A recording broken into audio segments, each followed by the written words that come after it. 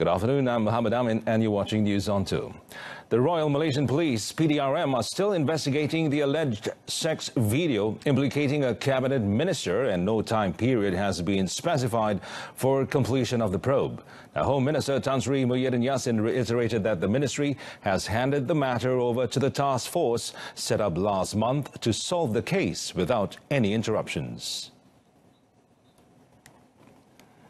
Masih dalam siasatan Polis Raja Malaysia, Ketua Polis Negara pun ada di sini dan belum lagi dapat apa-apa keputusan.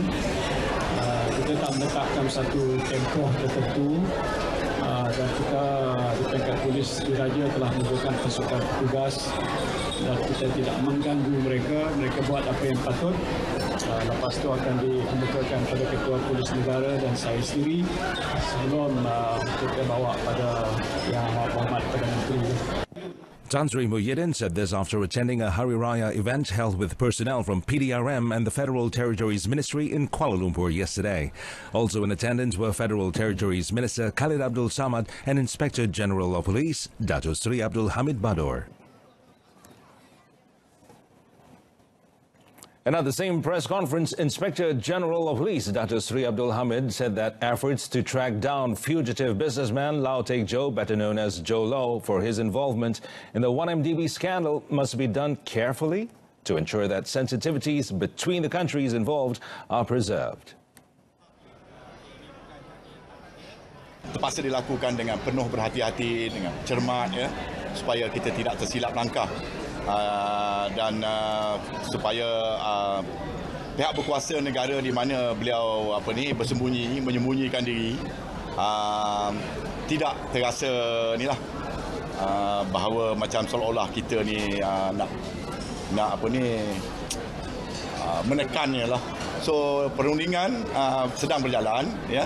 Perundingan sedang berjalan dan insya-Allah saya rasa pihak ataupun negara di mana pihak berkuasa negara di mana Jolo bersembunyi itu faham, ya, tentang keperluan pihak Malaysia untuk membawa dia balik untuk menghadapi pertuduhan ataupun proses undang-undang di negara ini.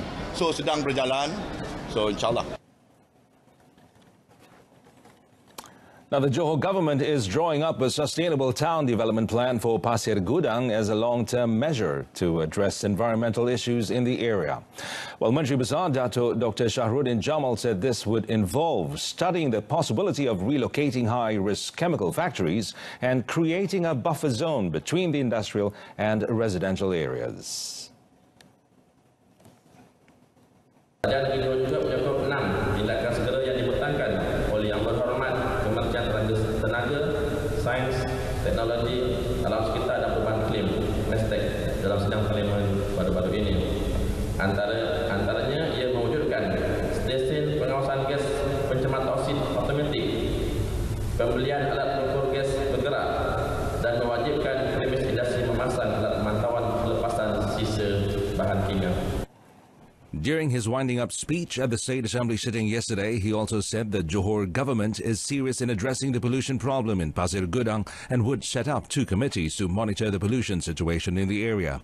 He said there would also be a monitoring committee which will be represented by elected representatives, non-governmental organizations, NGOs, parent-teacher associations, PTA, and the Pasir Gudang Emergency Mutual Aid, PAJIMA, to provide the latest status on pollution in Pasir Gudang.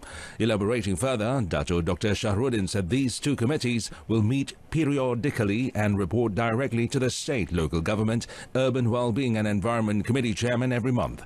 On claims that he had not taken seriously the pollution issue in Pasir Gudang, Dr. Shahruddin said the state government did not consider the problem petty and had allocated 6.4 million ringgit for cleaning of toxic waste in Sungai Kim Kim. On another note, the Johor state government will examine in detail the lawsuit which will be filed by the Sungai Kim Kim toxic gas victims and the Pasir Gudang Pollution Action Committee at the Johor Bahru High Court on 17 July. Now, State Health, Culture and Heritage Committee Chairman Muhammad Khuzan Abu Bakar in a statement said that the government is aware of the claim and will take action on the matter. A discussion on the matter, which will be held at the State Executive Council, MMK, tomorrow, will also look at the toxic air pollution case that occurred at Pasir Gudang on 20th June. Elaborating further, Muhammad Khuzan said the state government and the Menteri Besar are among the 11 defendants named in the lawsuit. Other defendants in the suit include Department of Environment, Department of Irrigation and Drainage, Pasir Gudang Municipal Council, the State Executive Councillor for Environment and Minister of Energy, Science, Technology, Environment and Climate Change.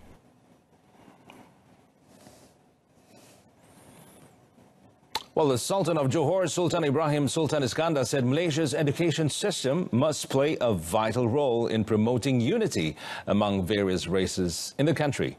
His Majesty also said that the spirit of unity should begin in schools. Commenting further on the matter, Sultan Ibrahim said there should also be effort to promote good values such as peace and harmony among the people, with an emphasis on history to strengthen the people's identity. His Majesty also believed that the education system plays an important role to spur unity in the country. Sultan Ibrahim said this after a courtesy call from Education Minister Dr. Mazli Malik at Istana Pasir Pelangi in Johor Bahru yesterday. Sultan Ibrahim, via his official Facebook page, also emphasized the importance of children having a good command of the English language without neglecting the use of Bahasa Malaysia. In addition, the Johor ruler said in order to ensure that students are multilingual, other languages such as Mandarin and Tamil should continue to be taught in schools. His Majesty noted that the ability to master many languages was not only an asset to the individual, but would also improve race relations. Now, meanwhile, the Health Ministry yesterday reiterated that the cause of death of a woman in Johor Bahru was due to heart problems and not due to the Pasir Gudang pollution. Well, in a statement released yesterday, Health Minister Dr. Zulkifli Ahmad said the woman was suffering from chronic illnesses, namely hypertension, for the past 10 years. Elaborating further, Dr. Zulkifli said the woman was admitted to the Sultan Ismail Hospital in Johor Bahru on 5th July due to breathing difficulties and persistent coughing she suffered for 3 days. She was also experiencing fever and swelling in her legs. The woman was discovered to have suffered from acute high blood pressure as well as breathing difficulties leading up to her 4:20 a.m. death. He said based on the clinical presentation, the symptoms and the results of the examination showed that she was suffering from heart failure due to chronic health issues. Further checks also found no record of the woman obtaining any treatment during the Sungai Kim Kim incident since 20th June. The ministry also expressed its condolences to the victim's husband and family members and are ready to explain the cause of her death. In the meantime, Dr. Zulkifli advised the media and the public to respect the feelings of the woman's family members as well as to prevent the dissemination of false information, and any progress would be communicated from time to time. Now, police detained a teenage couple yesterday after they admitted to involvement in the murder of a Form 4 student of Sekolah Menengah Kebangsaan King Edward VII on Friday. In Taiping District Police Chief ACP Osman Mahmad said the body of the 16-year-old male student was found by the public behind an empty house next to his home at Glenview Park, Kemunting, at about 12:18 p.m. yesterday. ACP Osman said the suspects, who were the victim's 14-year-old sister and her 15-year-old boyfriend, were detained at their homes at about 4:25 p.m. According to ACP Osman, preliminary investigation revealed the female suspect had brought her boyfriend and friends to the empty house before escaping after the victim returned from school. He said the male suspect had left his handphone at the girl's house, and the victim, who had answered a phone call on the phone, had asked his sister's boyfriend to come to the house to collect the phone. This took place before a fight was believed to have ensued, ending with the murder of the victim. ACP Osman said the suspects, who were still schooling, were believed to have used plastic to cover the victim's head before slitting his neck and both wrists with a knife and throwing it behind the empty house. He said a family member who lodged a police report on the victim's disappearance since Friday identified the body. Elaborating further, he said the victim's body was sent to Raja Permaisuri Baunan Hospital in Ipoh for post-mortem, adding that a report will be prepared following an investigation into the murder. Well, Prime Minister Tun Dr. Mahathir Mohamad said the government plans to merge fellow settlers' lands to become big estates that can generate lucrative income for them through more efficient and professional management. Well, he said this type of management was practiced by huge estates belonging to foreigners since the time of the British colonial administration, which enabled them to make profits even when commodity prices dropped, though the margins were small, apart from not having to depend on subsidies. Tun Dr. Mahathir, however, said efforts to convince Felda settlers to go down this road might be difficult in the beginning, especially with the first-generation settlers who were now mostly above 60 years of age. Kebanyakan broker ini sudah lebih umur, lebih daripada 60. Karena mereka menjadi broker awal lagi. Jadi untuk dia nak tukar cara tu susah sikit. Tetapi dia owner of land. Kalau land dia tu di amalgamated supaya dapat satu kawasan yang lebih luas, and it is managed by professional estate managers. Saya yakin kita akan dapat mengeluarkan lebih banyak hasil, dan hasil ini akan dibahagikan mengikut saiz tanah yang dia kontribut. Speaking after launching the Felda Settlers Day 2019 celebration in Felda Selancar Tiga yesterday, Tun Dr. Mahathir said the profits can be distributed according to the size of the land they contribute, and the settlers can work with the management on the running of the estates or obtain income based on their land size. In addition, Tun Dr. Mahathir said that he was of the view that this should be done some time back, and towards this end, Felda would embark on this model where the settlement is at least 404 hectares in size. Moreover, he said the Felda management should no longer depend solely on oil palm or rubber, as was being practiced now, so that the settlers' income was not badly affected when the prices of the commodities dropped. Economic Affairs Minister Dato Sri Muhammad Azmin Ali yesterday reiterated that Felda will rise up again with the confidence of settlers restored, that their future will be secure under the government. Well, he said the government's commitment to bring back the glory of Felda can be seen by the Settlers' Development Program, or PPP, launched by Prime Minister Tun Dr. Mahathir Mohamad. The PPP, which includes intercropping that is capable of delivering results in a short period of time and generate more income for Felda settlers, was launched by the Premier at the national level Felda Settlers Day 2019 celebrations at Felda Selancar Tiga in Rompin, Pahang yesterday. Kita percaya dengan keluasan tanah Felda yang cukup luas, dengan sumbangan dan tenaga peneroka Felda yang bekerja kuat, dan dengan pengurusan yang cekap, insya-Allah Felda akan muncul sekali lagi sebagai agensi yang berwibawa.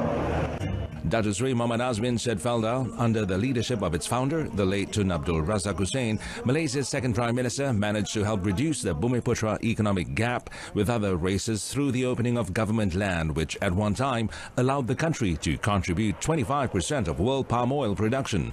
He also said the appointment of Tan Sri Muhammad Bakir Saleh as Felda's new chairman, effective 1st July, is seen to be capable of bringing the agency to a new level with the help and support from the grassroots settlers. The minister further noted the PPP would ensure a more sustainable future and safeguard the well-being of the settlers, as well as play a role to see that the plantation industry keeps advancing and increases productivity through the use of modern technology.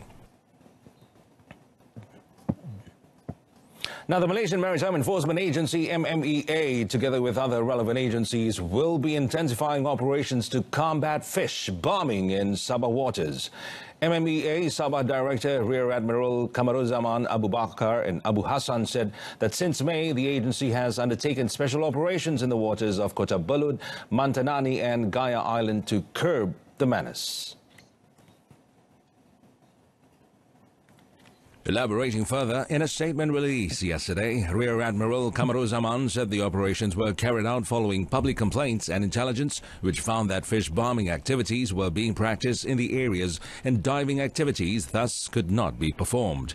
In addition, he said MMEA holds meetings with related parties frequently because the fish bombing issue is considered a very grave one. Investigations also reveal that the practice is being done by illegal immigrants and their settlements have also been identified. Meanwhile, Kamaruzaman said the MMEA would also continue to work together with the Eastern Sabah Security Command, ESCOM, by mobilizing assets and human resources so that the efforts to curb the activity go smoothly. He said the incident that left 2 foreign tourists and a local dive instructor dead recently due to the activity shocked the maritime authorities, hence the need to up the fight against the fish bombing practice.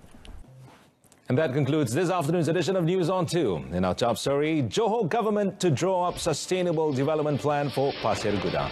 We'll be back with more updates at 7 this evening. Till then, Muhammad Amin Carlos signing off here and have a great day today.